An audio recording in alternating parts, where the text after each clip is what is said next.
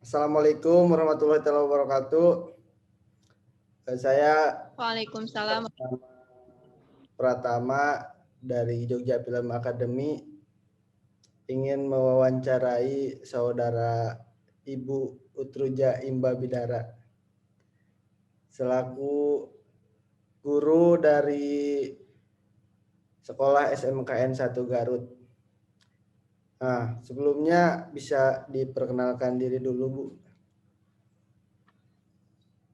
Baik, terima kasih. Assalamualaikum warahmatullahi wabarakatuh.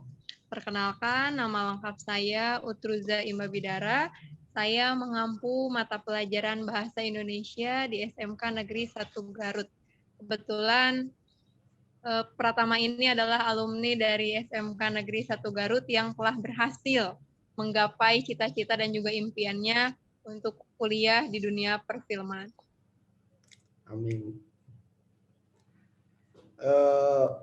Langsung ke intinya, Bu.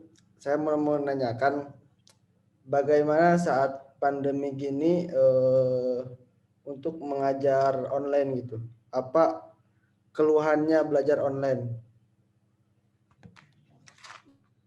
Ya, saat pandemi ini menyerang atau wabah ini mulai ada di dunia, bahkan juga di Indonesia, tentunya kita mengalami keluhan, kesulitan, atau juga disebut dengan problematika. Tapi kita sebagai guru harus kreatif, mencari langkah supaya bisa menanggulangi problematika ini. Langkah yang saya lakukan adalah belajar. Jadi saya berusaha untuk mencari tahu apa kemauan siswa, bagaimana cara mengajar yang sekiranya akan diterima oleh siswa.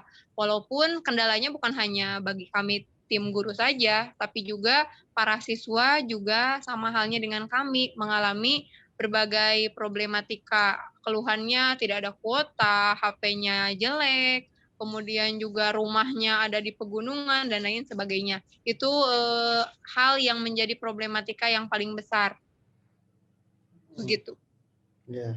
Nah, untuk murid-muridnya sendiri, Bu, dalam bidang kan ini online kan. Jadi kan butuh internet gitu, internet yang lumayan.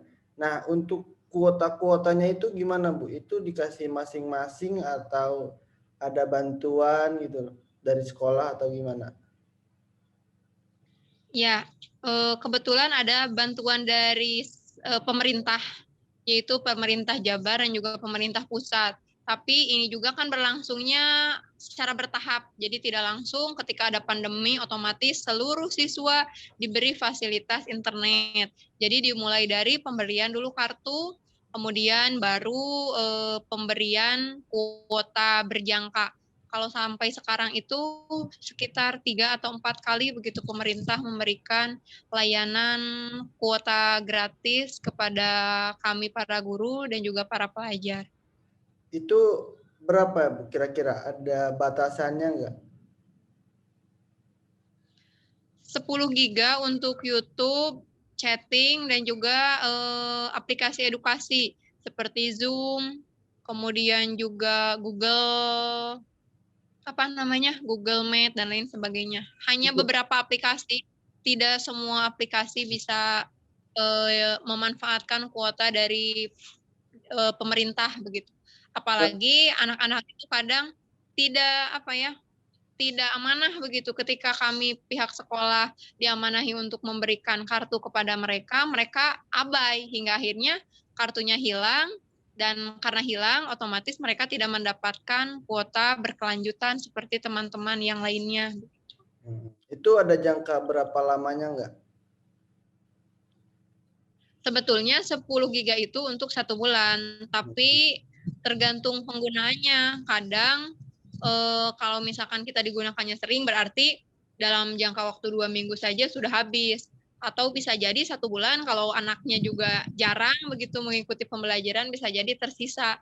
Itu bergantung pada guru dan juga siswa dalam memanfaatkan fasilitas internet dari pemerintah. Nah, untuk selain itu, Bu, dari segi sinyal, kalau misalkan lagi belajar nih, terus tiba-tiba sinyalnya jelek gitu, putus-putus. Otomatis kan apa yang dikatakan gurunya mengeluarkan materi itu kan tidak terdengar jelas oleh muridnya. Itu gimana ya solusinya, Bu?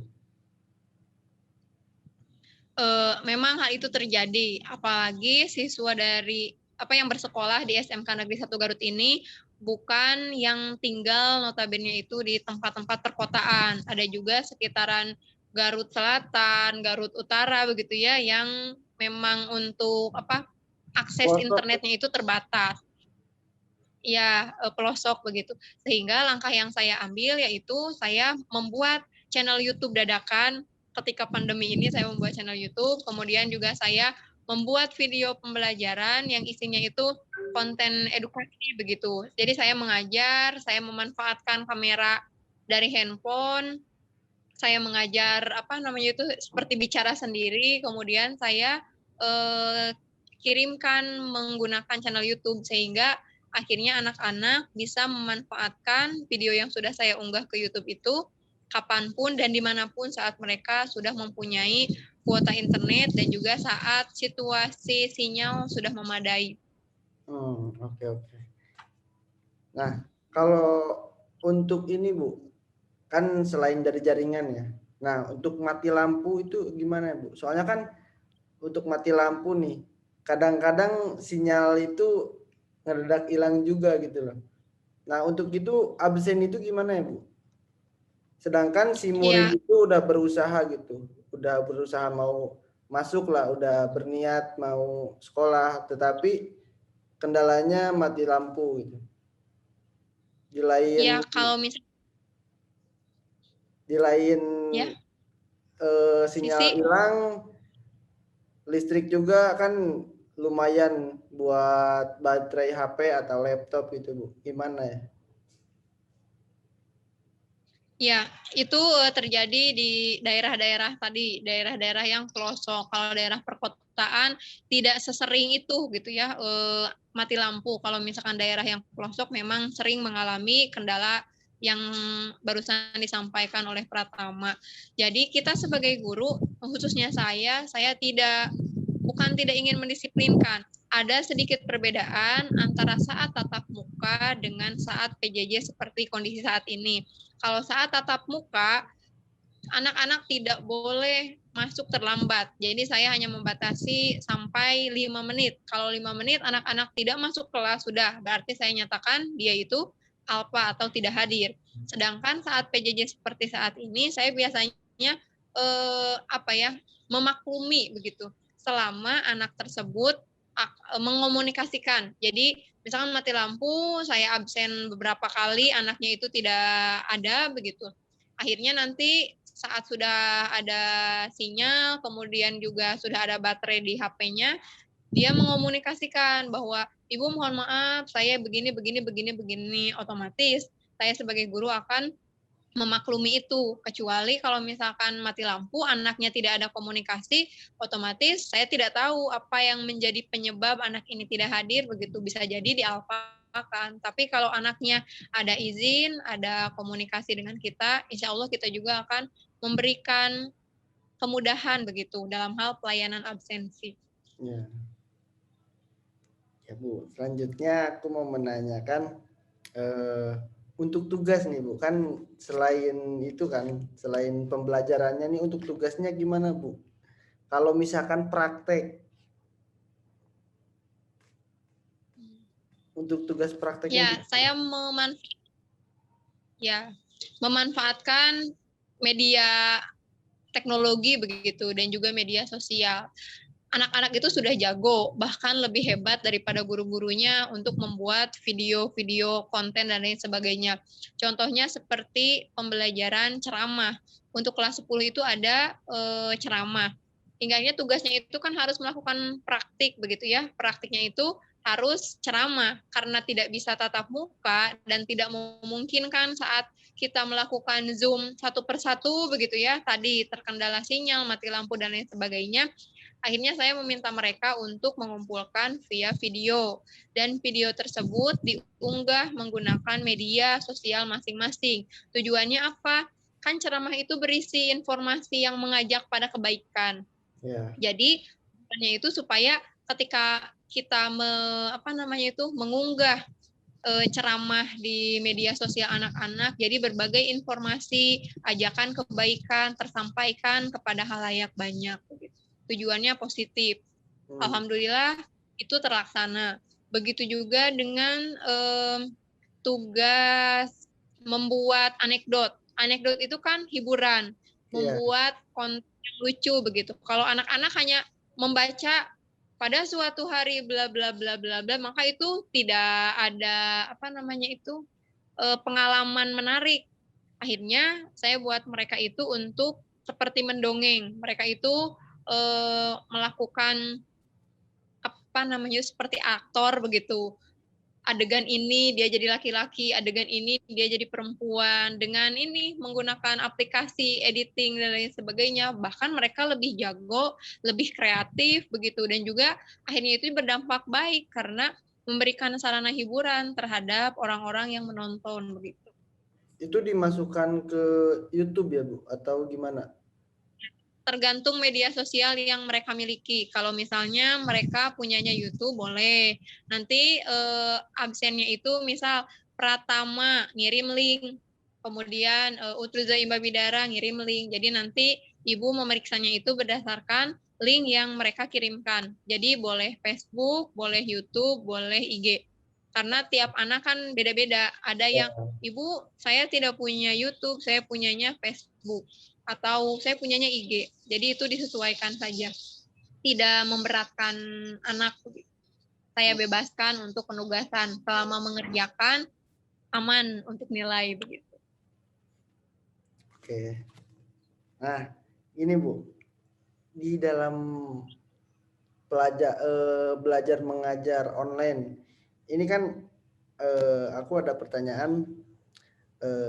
Biasanya aku juga sendiri mengalami ketika malas. Nah, ada kan pasti ada murid-murid yang udah absen tidur gitu Bu. Terus off cam. Terus terus dia berada di kamar mandi. Itu kan sering ya Bu terjadi. Nah, kalau gitu gimana ya biar kita tidak mengalami seperti itu, tidak tidak diulang kembali, itu gimana ya Bu? Untuk orang-orang seperti itu.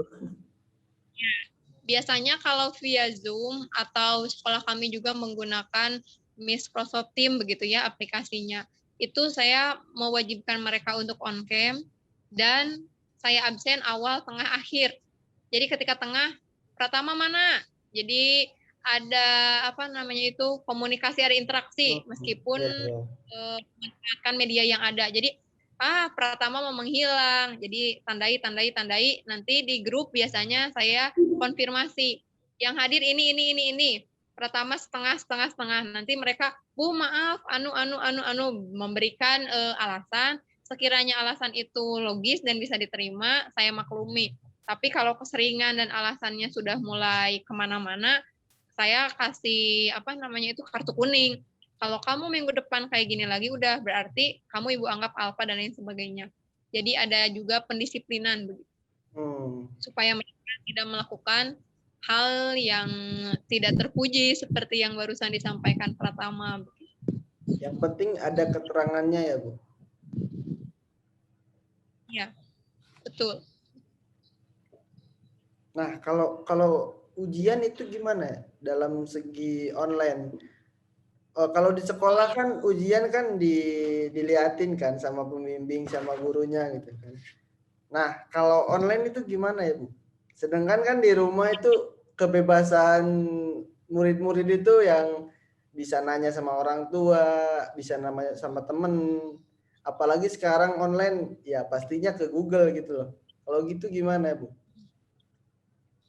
Kebetulan sekolah kami memanfaatkan aplikasi Microsoft Teams. Jadi Microsoft Teams ini tiap wali kelas itu bertanggung jawab untuk mengawasi anak didiknya. Jadi seperti sekarang antara ibu dengan Pratama. Jadi ibu itu memanfaatkan laptop ataupun komputer yang bisa mengawasi gerak-gerik anak. Jadi kalau anak udah mulai matanya gimana-gimana bakal ketahuan. Seperti memanfaatkan apa namanya itu internet, misal pakai HP, pinjam HP mamahnya atau gimana, ketahuan. Jadi tidak menggunakan seragam dan lain sebagainya kan sebelum misalkan ujiannya itu pukul 7:30, pukul 7 anak-anak harus sudah masuk dulu kayak Zoom webinar gitu. Di absen satu udah aman, baru muncul apa namanya itu alamat soal. Nah, mereka itu mengerjakan soal kayak sekarang kita. Jadi terlihat begitu, terdeteksi sekiranya melakukan hal-hal yang tidak sepantasnya itu akan ketahuan. Jadi mereka akhirnya takut karena merasa diawasi. Apalagi wali kelasnya itu kan garang-garang. Jadi wali kelasnya rapik begitu ya kalau bahasa Sundanya. Sehingga sok anu nanti ibu backlist, tidak akan ada nilai dan lain sebagainya. Jadi mereka alhamdulillah mengikutinya dengan tertib dan juga jujur. Oke. Untuk orang-orang yang masih tetap bandel gitu, Bu, dia apa namanya mengakali agar bisa nyontek, itu gimana nih orang-orang yang seperti itu? Tapi Biasanya itu tidak ketahuan sama gurunya. Terkadang anak-anak nyontek juga nilai tidak akan langsung betul semua begitu. Oh, ya. Jadi kadang yang terlihat nyontek apa namanya nyontek atau tidak nyontek itu kembali ke kejujuran mereka. Jadi tugas kami itu mengawasi. Selama mengawasi itu tidak ada kekeliruan dan sesuai, maka baik-baik saja. Sekalinya mereka melakukan atau ketahuan melakukan tindakan yang tidak senonoh, itu baru kita tegur. Tapi kalau misalkan tidak kentara begitu ya kalau bahasa Indonesia, tidak terlalu kelihatan jelas, kami tidak berani langsung. Pertama kamu tadi niron ya, apalagi kan di hadapan semua teman-temannya. 36 siswa itu ada di satu layar. Kita kan tidak bisa merusak mood anak-anak dengan menegur secara langsung seperti itu. Tapi alhamdulillah kalau misal kita sebagai wali kelas sangat dekat terhadap anak, biasanya kelihatan gelagat anak yang gimana-gimana itu guru biasanya sudah tahu, oh ini anak ini anak anu. Jadi yang merokok saja coba. Kalau misalkan secara langsung merokok kan bisa tercium lewat hidung begitu ya. Tapi kalau webinar gimana ketahuannya begitu. Tapi guru entah gimana ketahuan gitu.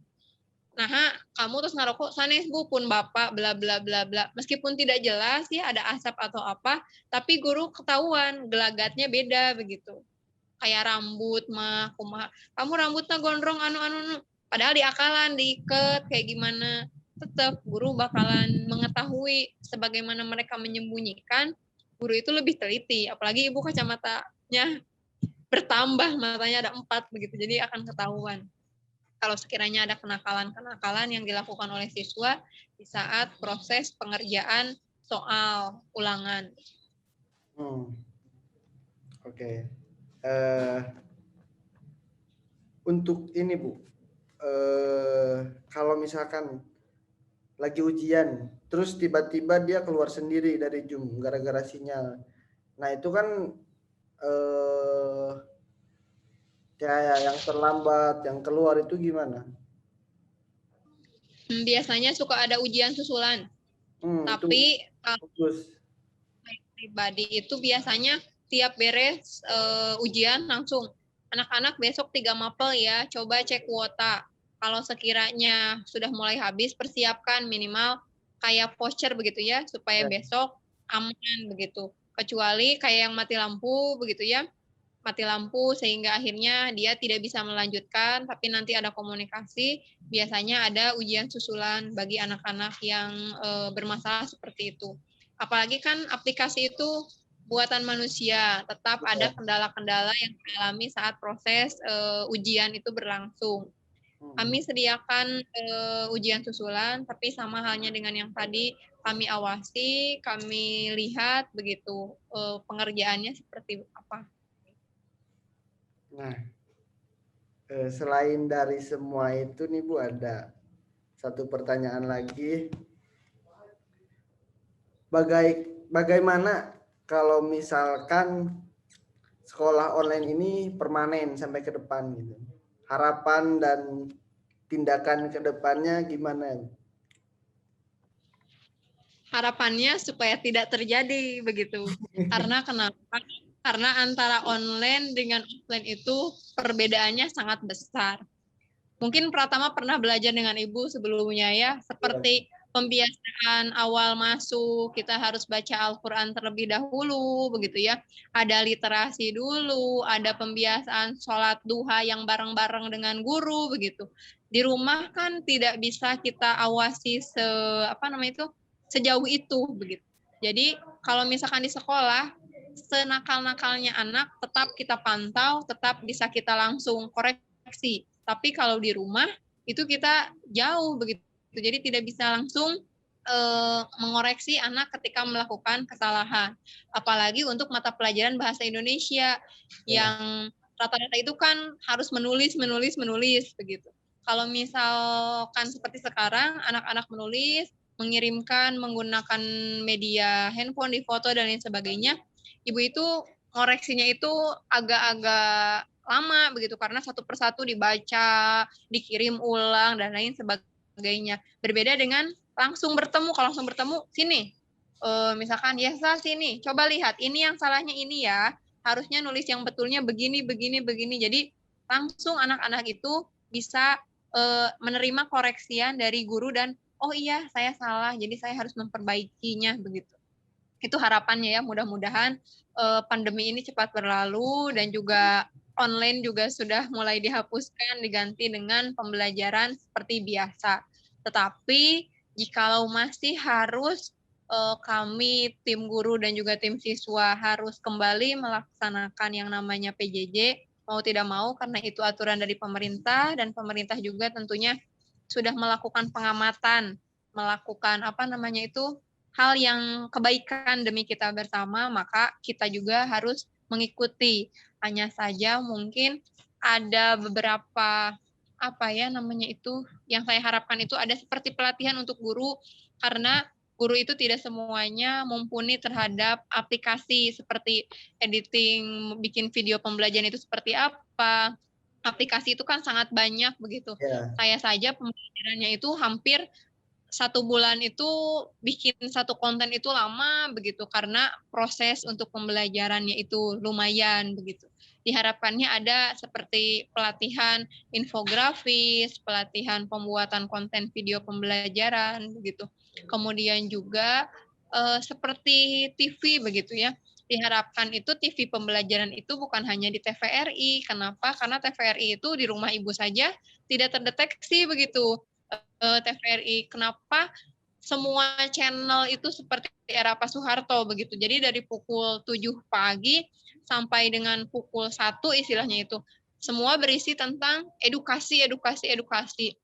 Misal pembelajaran SD di channel apa, pembelajaran TK di channel apa, SMP channel apa, SMA channel apa. Menurut Ibu itu akan lebih efektif. Penggunaan kuota tidak akan terlalu banyak, mungkin kendalanya hanya mati listrik saja begitu. Tetapi meskipun mati listrik, video-video itu kan bisa disimpan di YouTube dan nantinya akan ditonton oleh anak. Terus juga materi seluruh Indonesia secara nasional juga merata, tidak seperti sekarang. Mungkin pembelajaran bahasa Indonesia yang menggunakan video hanya kebetulan beberapa guru saja, guru-guru yang seperti yang sudah sepuh begitu, yang sudah senior itu kan tidak memungkinkan untuk beliau membuat konten video pembelajaran. Sedangkan kalau memanfaatkan media televisi begitu itu kan akan menyeluruh, penugasan dan lain sebagainya juga akan sama sehingga anak-anak akan lebih nempel terhadap materi yang ada dibandingkan dengan kondisi seperti saat ini. Itu saja mungkin pertama masukan untuk pemerintahnya. oke Bu. Nah, eh, selama pandemi ini, selama belajar mengajar di rumah, apa yang didapat sebelum pandemi dan sesudah dari pandemi ini? Pandemi mengajarkan ibu khususnya untuk mau belajar Maksudnya belajar itu banyak sekali pembelajaran yang bisa kita lakukan. Bukan hanya selama ini Ibu belajar tentang kebahasaan saja, tapi tidak hanya kebahasaan, banyak hal lain yang bisa Ibu pelajari. Kemudian yang kedua, Ibu juga bisa mengikuti banyak kegiatan webinar yang diadakan oleh pemerintah maupun swasta, sehingga menambah pengetahuan Ibu sebagai guru. Yang ketiga juga, Ibu jadi tergerak untuk melakukan berbagai hal dan juga menggali potensi yang ada dalam diri Ibu dan juga anak didik Ibu untuk menoreh berbagai prestasi begitu. Jadi dengan adanya pandemi ini justru banyak event-event yang diadakan oleh pemerintah begitu, sehingga akhirnya yuk kita coba, dari percobaan-percobaan itu kita jadi terus belajar dan belajar hingga saat ini. Dari awal pandemi sekitar bulan Mei mungkin ya, sudah mau setahun. Mei, Agustus, September, Oktober, November, Desember, Januari, Februari, Maret, April, tidak berasa sekitar 10 bulan ini alhamdulillah sudah berapa karya yang telah Ibu dan juga anak-anak didik Ibu torehkan untuk membawa nama baik sekolah gitu. Alhamdulillah, itu juga kerja keras dan juga tentunya dukungan dari semua pihak. Termasuk Pratama juga kan pernah membantu Ibu waktu itu membuat video pembelajaran dan lain sebagainya begitu. Jadi pandemi mengajarkan kepada Ibu bahwa belajar itu tidak mengenal usia. Kita bisa belajar dari anak didik begitu. Kita bisa belajar dari berbagai kalangan, baik itu senior dan juga junior, karena pernyataan bahwa guru tahu semuanya itu salah. Guru mungkin bisa tahu segalanya, tapi guru yang bagaimana yang tahu semuanya? Guru yang tahu semuanya itu adalah guru yang mau belajar dan juga mau mengembangkan dirinya.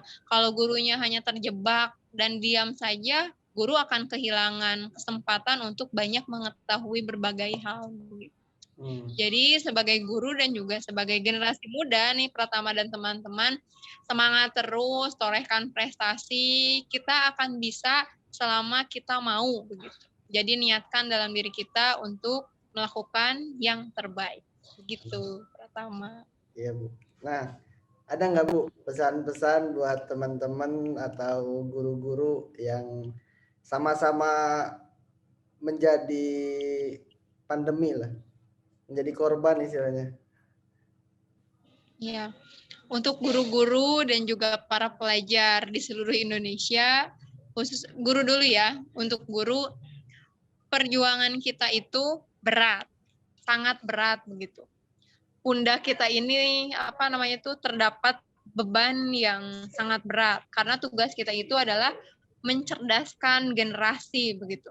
Sedangkan sekarang di saat pandemi kita terbatas begitu untuk melakukan berbagai hal, terutama untuk mengajar para anak-anak didik kita. Tapi jangan jadikan itu sebagai alasan kita untuk diam. Justru dengan adanya kondisi ini, kita yakin bahwa kita akan bisa, kita itu guru-guru hebat, kita itu manusia-manusia pilihan yang Allah kirimkan begitu. Sehingga kita harus terus berjuang untuk bisa mencapai itu.